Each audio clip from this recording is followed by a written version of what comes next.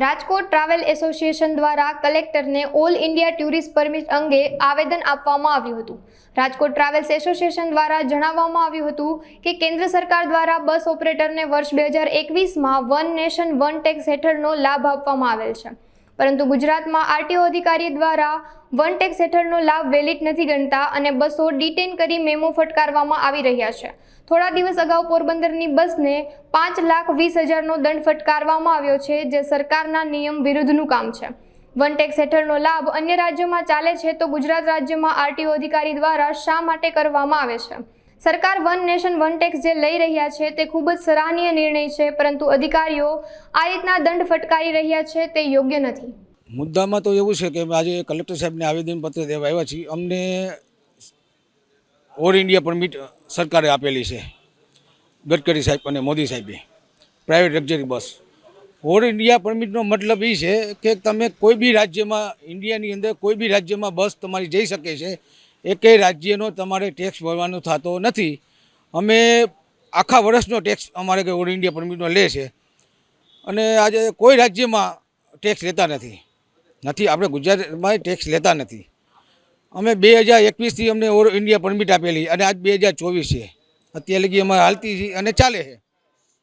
પણ હમણાં 2-5-7 દિવસ પહેલાં અમારે પોરબંદરની બસ છે અને 4-5 દી પહેલાં જ એને એક આરટીઓવાળાએ બસ અમારી રોકી। એ આરટીનું પાસિંગ હતું અને અમને 5,20,000નો મેમો આપ્યો। તમે વિચાર કરો, 5,20,000નો મેમો।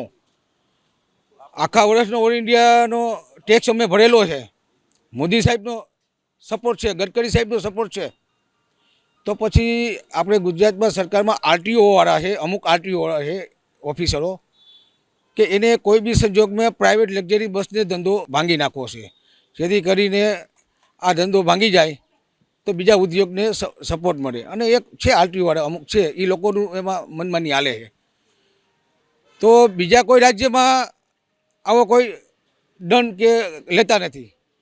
તો આપણે ગુજરાત સરકારની અંદર અમુક આરટીઓ વિભાગ છે, હેરાનગતિ કરવામાં આવે છે। આ 2021થી 24 લગી છે તો અત્યારે લગી કાંઈ કર્યું નહીં, તો પછી હવે વાર તહેવાર આવે છે, શું કામ તમે અમારા રોટલા ઉપર આવો? અમને આ ધંધો વિચાર કરો, અમને 5,20,000નો જે દંડ કર્યો છે એ 5 વર્ષ લગી અમે હલાવીને ત્યારે અમને 5 લાખ રૂપિયા મળતા હોય છે। પર સીટે 1,100 રૂપિયા ટેક્સ હોય છે। એ અમે કે આજે અમારે બહારનું એઆર પાસિંગ કરવાનું કારણ શું? હું ગુજરાત સરકારને વિનંતી કરું, મુખ્યમંત્રી ભૂપેન્દ્રભાઈ સમિતિના બહુ સારા મુખ્યમંત્રી છે અને પ્રાઇવેટ ઉદ્યોગને પણ સપોર્ટ સારો આપે છે। હું એવું વિનંતી કરું છું કે ગુજરાતમાં જે આપણો ટેક્સનો ભારણ છે પ્રાઇવેટ લક્ઝરી બસનો, એ થોડોક ડાઉન કરે તો જેથી બીજા કોઈ રાજ્યમાં અમારે પાસિંગ કરવાની જરૂર ન પડે।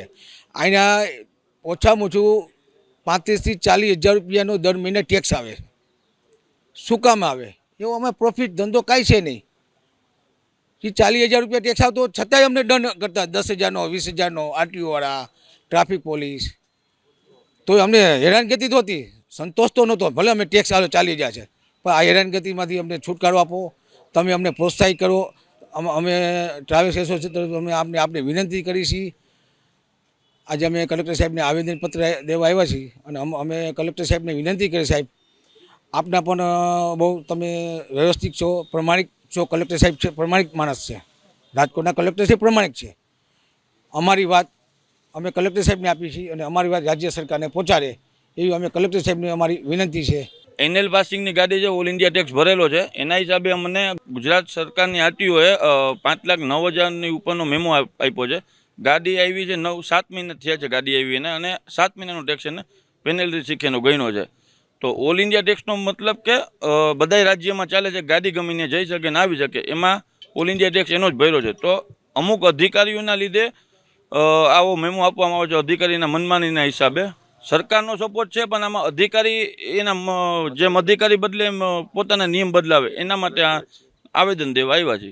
ટેક્સ વધારે છે ગુજરાત રાજ્યની કનનગતના હિસાબે અન્ય રાજ્યના ટેક્સવાળી ગાડી રાજકોટમાં પ્રવેશ કરે છે। આરટીઓ જે છે અન્ય રાજ્યને 50 રાજ્ય હોવા છતાં જો એને ઓછો ટેક્સ પરવડતો હોય તો ગુજરાત તો સમૃદ્ધ રાજ્યમાં આવતું હોય તો એને ઓછો ટેક્સ પરવડે શું કામ નહીં? તો મધ્યમ ટેક્સ રાખે અને કનડગત બંધ કરે.